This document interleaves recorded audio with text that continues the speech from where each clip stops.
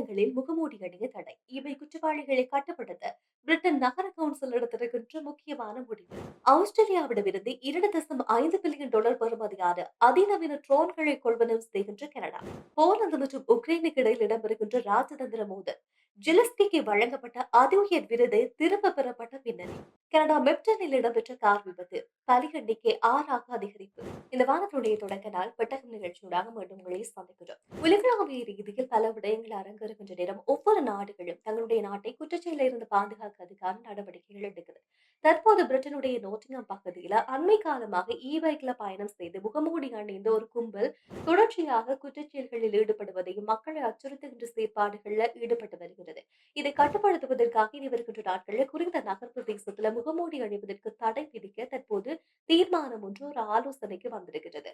குறிப்பாக இந்த சம்பவம் தொடர்பாக அவதானிக்கின்ற நேரம் பிரிட்டனுடைய உள்துறை அமைச்சர் வெளியிட்டிருக்கின்ற சமீபத்திய அறிக்கையின்படி லண்டனுக்கு வெளியில் பிரிட்டன்ல வாழ மிக ஆபத்தான நகரமாக பெயரிடப்பட்ட அந்த பட்டியல்ல நோட்டிங்கம் 7வது இடம் பிடித்திருக்கிறது. இந்த இடத்துல தொடர்ச்சியாக குற்றச்செயல்கள் அதிகரித்து வந்து கொண்டே இருக்கிறது. அதிலும் குறிப்பாக இந்த குற்றச்செயல்களில் ஈடுபடுகின்ற நபர்கள் தங்களுடைய அடையாளம் தெரியக்கூடாது என்பதற்காக சிசிடிவியில இருந்து மறைவதற்காக இவர்கள் முகமூடி அணிந்து வருகின்றார்கள். இதன் மூலமாக இவர்களை அடையாளம் காணுவது பெரிய சிக்கலாக மாறிக்கொண்டே இருக்கிறது. அதிலும் குறிப்பாக பைக், ஸ்கூட்டி போன்றிருக்கின்ற வாகனங்கள்ல வருபவர்கள் பாதசாரிகளுக்கு இடையூறு விளைவிக்கின்ற வகையில செயற்பாடுகளை மேற்கொள்வதும் அச்சுறுத்துகின்ற செயற்பாடுகளையும் தொடர்ச்சியாக மேற்கொண்டு வருகின்றார்கள். எனவே கடந்த ஆண்டு மட்டும் இந்த சம்பவம் மூலமாக இந்த கும்பல் செய்கின்ற அட்டகாசம் காரணமாக 2 பேர் பலியாகி இருக்கிறார்கள். அதே போல 8 வயது சிறுவர் ஒருவர் படுகாயமடைந்த நிலையில வைத்தியசாலையில் அனுமதி பெற்றிருந்தார். இப்படி ஒட்டுமொத்த நகரையுமே அச்சத்துக்குள்ளாகின்ற இந்த முகமூடி கும்பல்கிட்ட இருந்து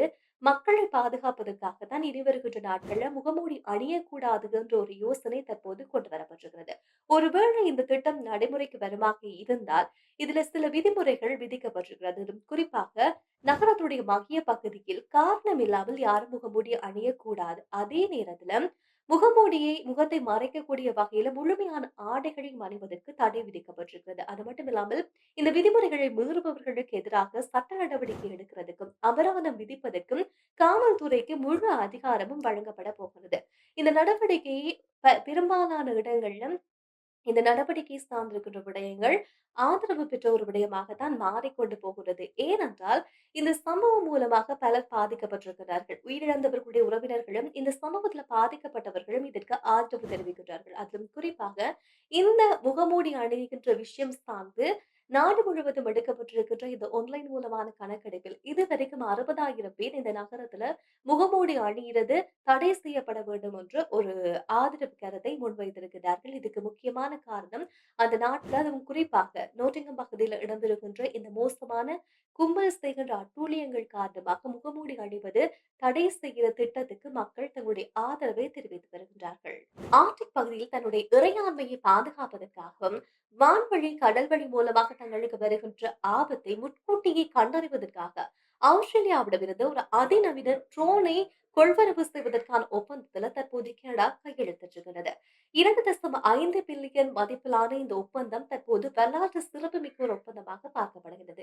இதற்கு 2 காரணங்கள் இருக்கின்றது. முக்கியமாக ஆஸ்திரேலியாவுடைய பாதுகாப்பு துறையினுடைய வரலாற்றை பொறுத்தவரையில ஒரு மிகப்பெரிய ஒரு பாதுகாப்பு தளவாடத்தை ஏற்றுமதி செய்கின்ற ஒரு சம்பவம் வரலாற்றுல முதல் முறை அரங்கேறியிருக்கின்றது. அதே நேரம் ஒரு அதிநவீன தொழில்நுட்பத்தை, ஒரு அதிநவீன ட்ரோனை வெளிநாட்டு ஒன்றுக்கு வழங்குவது, விற்பனை செய்வது இதுதான் முதல் தடவை. அந்த முதல் நாடு கனடாவாக இருக்கின்றது. எனவே ஒரு வரலாற்று சிறப்புமிக்க ஒரு நிகழ்வாக, ஒரு ஒப்பந்தமாகத்தான் இந்த ஒப்பந்தம் பார்க்கப்படுகின்றது. அதிலும் குறிப்பாக ஆஸ்திரேலியாவுடைய புகழ்பெற்ற JOR என்று சொல்லப்படுகின்ற தொழில்நுட்பத்தை அடிப்படையாக கொண்டு BAE சிஸ்டம் ஆஸ்திரேலிய நிறுவனம் தான் இந்த ஒப்பந்தத்தை கனடாவோடு மேற்கொண்டிருக்கிறார்கள். இந்த நிறுவனம் தான் இந்த ட்ரோனை கனடாவுக்கு தற்போது வழங்க போகின்றது. இந்த ஒப்பந்தத்தை பொறுத்தவரையில் அதுவும் குறிப்பாக இந்த தொழில்நுட்பத்தை பொறுத்தவரையில மிக சிறப்பான ஒரு தொழில்நுட்பமாக பார்க்கப்படுகிறது. இதுக்கு காரணம் தற்போது இருக்கின்ற ட்ரோன்கள் அத்தனையும் பூமியினுடைய அமைப்பை பொறுத்தவரையில இந்த பூமியினுடைய வளைவுத்தன்மையை பொறுத்தவரையில் அதனுடைய திறன்கள் வேறுபட்டு கொண்டே இருக்கின்றது. வளைவுத்தன்மை அதிகமாக இருக்குமாக இருந்தால் அதனுடைய தொழிற்பாடு மிக குறைந்த அளவிலேயே துல்லியமாக ஒரு விடயத்தை அவதானிக்கின்ற விஷயம் இப்போது இருக்கின்ற ட்ரோன்கள் அவ்வளவு பெரிதாக இல்லை. ஆனால் தற்போது இந்த ட்ரோன்ல மிக சிறப்பு வாய்ந்த தொழில்நுட்பங்கள் இருக்கிறது என்ற விடயம் சுட்டிக்காட்டப்பட்டிருக்கிறது. அதிலும் குறிப்பாக அதிகமான அதிர்வெண்ணை கொண்டு மிக காந்த அலையை வான்வெளியில இது பயணிக்க விட்டு அங்கிருக்கின்ற அயன மண்டலத்தின் மீது செலுத்தி அது பிரதிபலிக்க ஆரம்பிக்கின்ற நேரத்துல பூமியில் இருக்கின்ற எவ்வளவு வளைவான ஒரு பிரதேசமாக இருந்தாலும் பூமியில் இருக்கின்ற அத்தனை வளைவுகளுக்கு முள்ளும் ஊடுருவி பல்லாயிரம் கிலோமீட்டர் தொலைவில் இருக்கின்ற பொருட்களையும் மிக இலகுவாக துல்லியமாக அடையாளம் காணக்கூடிய ஒரு ட்ரோன் தொழில்நுட்பமாகத்தான் தற்போது இந்த தொழில்நுட்பம் இருக்கிறது. எனவே இதன் மூலமாக எவ்வளவு தொலைவில் இருந்தாலும் அந்த விமானமோ இல்லாவிட்டால் கப்பலோ எது இருக்கின்றது என்பதை துல்லியமாக அடையாளம் காணக்கூடிய ஒரு தொழில்நுட்பமாக இந்த ட்ரோன் தொழில்நுட்பம் இருக்கின்றது. இதன் காரணமாகத்தான் இந்த தொழில்நுட்பத்தை தற்போது கனடா கொள்வனவு செய்திருக்கின்றது. அதிலும் குறிப்பாக இந்த ஒப்பந்தத்தை பொறுத்தவரையில அதுவும் இந்த ஆர்டிக் பாதுகாப்பு திட்டத்தை பொறுத்தவரையில 6 பில்லியனுக்கும் அதிகமான தொகை இதை பாதுகாப்பதற்காக ஒதுக்கப்பட்டிருக்கிறது. அதில் ஒரு குறிப்பிட்ட தொகை தான் இப்போது இது கொள்வனவு செய்வதற்காக பயன்படுத்தப்பட்டிருக்கிறது. இந்த திட்டத்தை பொறுத்தவரையில ஜூலை மாதம் வருகின்ற மாதம் 1ஆம் தேதியில இருந்து இது நடைமுறைப்படுத்த போகிறது. அதற்கான செயற்திட்டங்கள் மேற்கொள்ளப்பட போகிறது. 2029ஆம் ஆண்டு இதனுடைய முதல் கட்ட பரிசோதனை மேற்கொள்ளப்பட காத்திருக்கிறது. அதுக்கு பிறகு அடுத்தடுத்த கட்ட நடவடிக்கைகள் என்பது முன்னெடுக்கப்பட போகிறது. எப்படி இருந்தாலும் இந்த ஒப்பந்தம் வரலாற்றுல ஒரு பாதுகாப்பு சார்ந்திருக்கின்ற விடயங்கள்ல கனடாவை பொறுத்தவரையில ஒரு மிகப்பெரிய வரலாற்று சாதனையாகவும், மிகப்பெரிய வரலாற்று முக்கியத்துவம் வாய்ந்த ஒரு ஒப்பந்தமாகவும் இது பார்க்கப்படுகிறது. 2ஆம் உலகப் போரில் இடம்பெற்ற ஒரு பெரிய சர்ச்சை மீண்டும் வெடித்திருக்கின்றது. உக்ரைனுடைய அதிபர் விளாடிமிர் ஜெலஸ்கி அவர்களுக்கு போலந்து ஒரு அதி உயர் விருதாக order of the white eagle என்று சொல்லப்படுகின்ற அதி உயர் விருது வழங்கியிருந்தார்கள். இந்த விருதை நாங்கள் உடனடியாக ரத்து செய்வதாக, பறிப்பதாக போலந்து அதிரடியாக அறிவித்திருக்கிறது.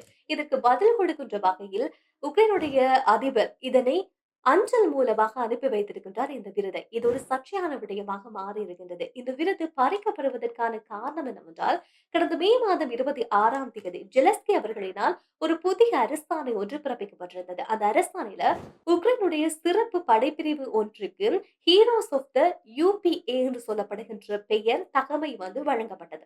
இந்த தகமை வழங்கப்பட்டதுதான் இப்போது இந்த விருது பறிக்கப்பட்டதற்கான முக்கியமான காரணம். ஏனென்றால் உக்ரைனுடைய கிளர்ச்சி ராணுவம் என்று சொல்லப்படுகின்ற இந்த படை 1940 மற்றும் 50 காலப்பகுதியில நாஜிகள் மற்றும் சோவியத் படைகளுக்கு எதிராக உக்ரைனுடைய சுதந்திரத்துக்காக போராடிய ஒரு அமைப்பு. ஒரு ராணுவம். இந்த ராணுவம் 2ஆம் உலகப் போர் இடம்பெறுகின்ற இந்த காலப்பகுதியில இந்த யுபிஏ அமைப்பு போலந்துடைய 1,00,000க்கும் அதிகமான மக்களை கொலை செய்திருக்கின்றது. அதுவும் கொடூரமாக கொலை செய்திருக்கின்றது என்ற விடயம் வரலாற்றில் இடம் பிடித்த விடயம். எனவே இந்த விஷயத்தை, இந்த குற்றச்சாட்டை போலந்து இப்போது மீண்டும் சொல்லியிருக்கிறது. அதே நேரம் போலந்துடைய நாடாளுமன்றத்தில இந்த சம்பவத்தை ஒரு இன அழிப்பாக, இனப்படுகொலையாக அறிவித்திருந்தார்கள் என்பது முக்கியம். எனவே இப்படிப்பட்ட ஒரு அமைப்பை, தங்களுடைய 1,00,000 மக்களை கொலை செய்த ஒரு அமைப்பினுடைய பெயரை மீண்டும் பயன்படுத்தியது. ஒரு ராணுவத்துக்கு வைத்து மரியாதைப்படுத்துவது என்பது தங்களுடைய நாட்டினுடைய இறையாண்மையும், அதேபோல தங்களுடைய மக்களுக்கு இழைக்கப்பட்ட அநீதிக்கு இவர்கள் செய்கின்ற விடயத்தை எங்களால் ஏற்றுக்கொள்ள முடியாது என்பதாக தற்போது இப்போது இருக்கின்ற அதிபர், போலந்துடைய இப்போது இருக்கின்ற அதிபர் குறிப்பிட்டிருக்கிறார். இந்த ஜெலஸ்கிக்கு வழங்கப்பட்ட விருது 2023ஆம் ஆண்டு அப்போது இருந்த அதிபர் மூலமாக ஜெலஸ்கிக்கு வழங்கப்பட்டது. இப்போது இருக்கின்ற அதிபர் இந்த விருதை பறித்திருக்கிறார். காரணம், தங்களுடைய மக்களுடைய வலியுடைய தாங்குகின்ற எல்லை வந்து ஒரு கட்டம் வரைக்கும் தான் இருக்கும். அதே நேரத்துல எங்களால் இந்த பெயரை உங்களுடைய அரசாங்கம் மீண்டும் பயன்படுத்துவதை எங்களால் ஏற்றுக்கொள்ள முடியாது. ஏனென்றால் ஒரு இனத்தை அழித்த ஒரு அமைப்பினுடைய பெயரை நீங்கள் பயன்படுத்துவது என்பது, மீண்டும் வைப்பது என்பது எங்களால் ஏற்றுக்கொள்ள முடியாது. இதன் காரணமாக நாங்கள் இந்த விருதை பறிக்கின்றோம் என்று போலந்துடைய அதிபர் அதிரடியாக சொன்னார். இந்த செய்தி வந்ததும் உடனடியாக உக்ரைன் இதற்கு பதில் கொடுக்க ஆரம்பித்திருக்கிறது. அதுவும் ஜெலஸ்கி உடனடியாகவே இந்த விருதை அஞ்சல் மூலமாக அனுப்பி வைத்திருக்கிறார். அனுப்பி வைத்தது மட்டும் கிடையாமல், இந்த விருதை அனுப்பியதற்கான அந்த பற்றுச்சீட்டை எடுத்து தன்னுடைய எக்ஸ் தளத்தில் பதிவொன்றையும் எழுதியிருக்கிறார். அந்த பதிவுல சில விஷயங்களை அவர் குறிப்பிட்டிருக்கிறார். குறிப்பாக, இந்த விருதை நாங்கள் திருப்பி அனுப்புகின்றோம். இந்த விருது வந்து இத்தாலியுடைய பாசிச தலைவர் முசோலினி, அதேபோல ரஷ்யாவுடைய பேரரசினுடைய 2ஆம் கத்தரின் ஆகியோர் வைத்திருக்கின்ற இப்படிப்பட்ட ஒரு விருது எங்களுக்கு தேவையில்லை. நாங்கள் இதனை நீங்கள் ராணுவத்துக்கு, எங்களுடைய நாட்டினுடைய ராணுவத்துக்கு வழங்கிய ஒரு அதி உயர் விருதாக பார்த்துதான் இந்த விருதை நாங்கள் பெற்றுக்கொண்டோம். எனவே இந்த விருது இனி எங்களுக்கு தேவையில்லை என்று ஒரு அதிரடியான பதிவு ஒன்றை போட்டிருக்கிறார். ஆனால் தற்போது இந்த விடயம் 2 நாட்டுக்கும் இடையிலான ராஜதந்திர நடவடிக்கைகள்ல சிக்கலை ஏற்படுத்துமா என்ற ஒரு கேள்வி கண்டிப்பாக எழுந்திருக்கிறது.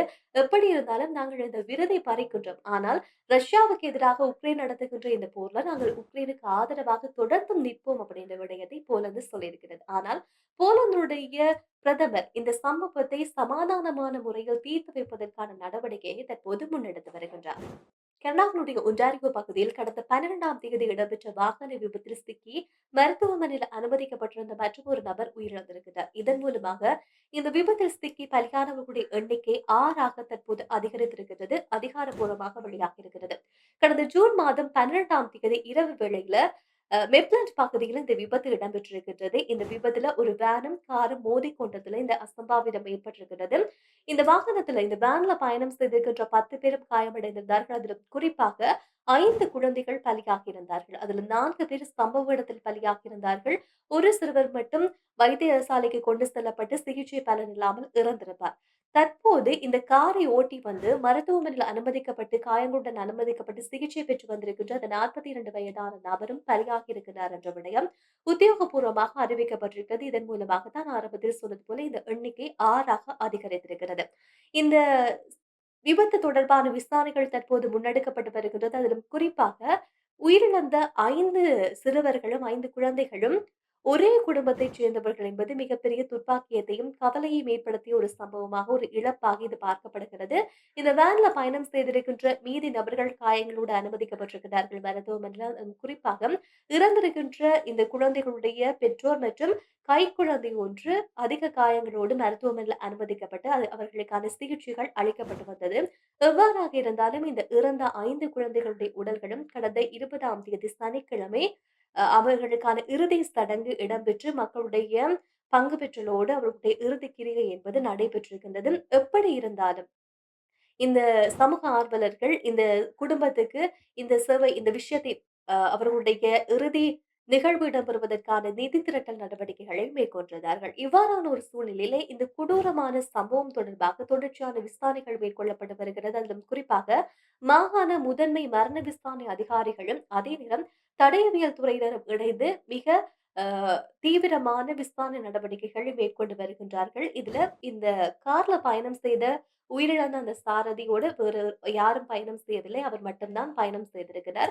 எனவே என்ன காரணத்துக்காக இந்த விபத்து இடம்பெற்றது என்ற தெளிவான விடயம் இப்ப வரைக்கும் தெரிய வரவில்லை. எனவே இந்த விபத்தை நேரில் பார்த்தவர்கள் இல்லாவிட்டால் இந்த விபத்து தொடர்பான டேஷ்கேம் கேமராக்கள் யாரிடமாவது இருந்தால், பதிவுகள் இருந்தால் உடனடியாக தங்களை தொடர்பு கொள்ளுமாறு காவல்துறையினர் பொதுமக்களுக்கு ஒரு வேண்டுகோளையும் முன்வைத்திருக்கிறார்கள். இப்படி நிறைய சம்பவங்கள் உலகளாவிய ரீதியில் இடம்பெறுகின்றது. சமீப காலங்களாக நாடுகள் முழுவதும் இந்த விபத்தின் மூலமாக உயிரிழப்பவர்களுடைய எண்ணிக்கையும் அதிகரித்து வருகிறது. எனவே பயணங்கள் மேற்கொள்கின்ற நேரம் பாதுகாப்போடு பயணம் மேற்கொள்வது மிக மிக அவசியம் என்பதையும் சொல்லிக்கொண்டு நாளைய நாள் செய்திகளோடு சந்திக்கலாம். நன்றி, வணக்கம்.